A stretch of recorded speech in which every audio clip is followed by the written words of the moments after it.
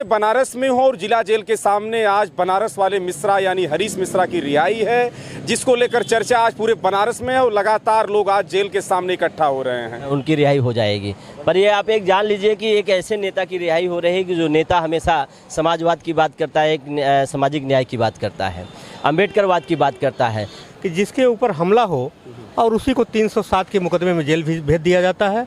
मैं धन्यवाद न्यायालय को देना चाहूँगा, क्योंकि 307 के मामले में इतनी जल्दी न्यायालय से जमानत मिल जाना कहीं न कहीं से ये योगी प्रशासन की विफलता है और जिसको माननीय न्यायालय ने संज्ञान लिया है।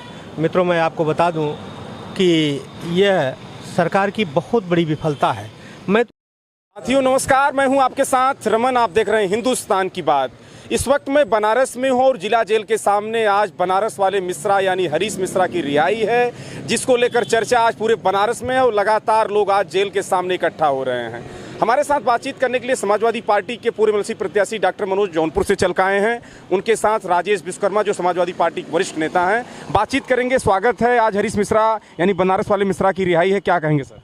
बिल्कुल, रिहाई आज है, कागज़ की तैयारी हो गई है। 5 बजे तक जहां तक है उम्मीद है कि उनकी रिहाई हो जाएगी, पर ये आप एक जान लीजिए कि एक ऐसे नेता की रिहाई हो रही है कि जो नेता हमेशा समाजवाद की बात करता है, एक सामाजिक न्याय की बात करता है, अम्बेडकरवाद की बात करता है। एक दलित सांसद के सम्मान में एक ब्राह्मण नेता जो है जेल गया, और ये निश्चित रूप से ये दिखाता है कि समाजवाद में इस तरीके का ही सभी लोग अपना रहते हैं कि भाईचारा और पीडीए का क्या है, ये मतलब वही निकल के सामने आ रहा है कि निश्चित रूप से आपको ये समझ में आना चाहिए कि क्या नेताओं को इस तरीके से होना चाहिए, करना चाहिए।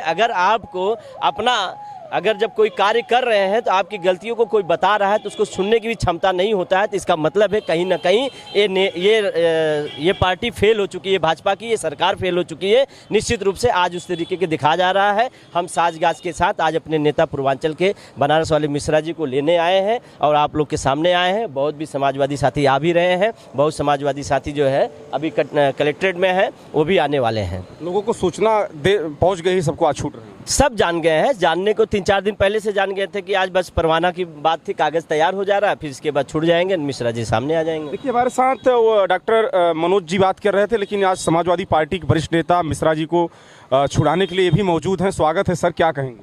बहुत बहुत धन्यवाद रमन जी। सबसे पहले आप सभी पत्रकारों का बहुत बहुत स्वागत, अभिनंदन, क्योंकि इस मिश्रा जी की लड़ाई में आप सभी पत्रकारों ने बड़ा सहयोग किया, क्योंकि लोकतंत्र में भारतीय जनता पार्टी लोकतंत्र की हत्या कर रही है। हमने देश की आज़ादी के बाद पहली ऐसी घटना देखी है कि जिसके ऊपर हमला हो और उसी को 307 के मुकदमे में जेल भेज दिया जाता है। मैं धन्यवाद न्यायालय को देना चाहूँगा, क्योंकि 307 के मामले में इतनी जल्दी न्यायालय से जमानत मिल जाना कहीं न कहीं से ये योगी प्रशासन की विफलता है और जिसको माननीय न्यायालय ने संज्ञान लिया है। मित्रों, मैं आपको बता दूं कि यह सरकार की बहुत बड़ी विफलता है।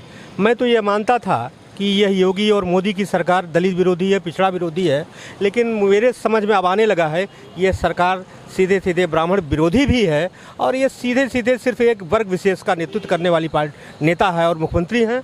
क्योंकि मैं आपको बता दूं कि मिश्रा जी ने कोई गलत काम नहीं किया था। एक दलित सांसद के प्रति जो अवमानना की कार्रवाई हुई थी उस पर उन्होंने अपनी बात रखी थी, जिसके परिणाम स्वरूप मिश्रा जी को जेल जाना पड़ा। आज मिश्रा जी जेल से बाहर आएंगे और इसके लिए मैं अपने समाजवादी साथियों का, आप जैसे पत्रकार बंधुओं का, माननीय न्यायालय का बहुत बहुत धन्यवाद देना चाहता हूँ। तैयारियां फूल है, पूरा स्वागत, एकदम जोरदार स्वागत है। समाजवादी हमेशा मैदान में। धन्यवाद। देखिए, हमारे साथ बातचीत कर रहे थे समाजवादी पार्टी के नेता, वरिष्ठ नेता राजेश विश्वकर्मा जी, जो विश्वकर्मा समाज के बड़े नेता हैं। इनसे हमने बातचीत किया, इन्होंने स्वागत किया मिश्रा जी का आज, क्योंकि छूट रहे मिश्रा जी से जुड़ी तमाम खबरों को लेकर हाजिर रहूंगा। देखते रहे हिंदुस्तान की बात। नमस्कार।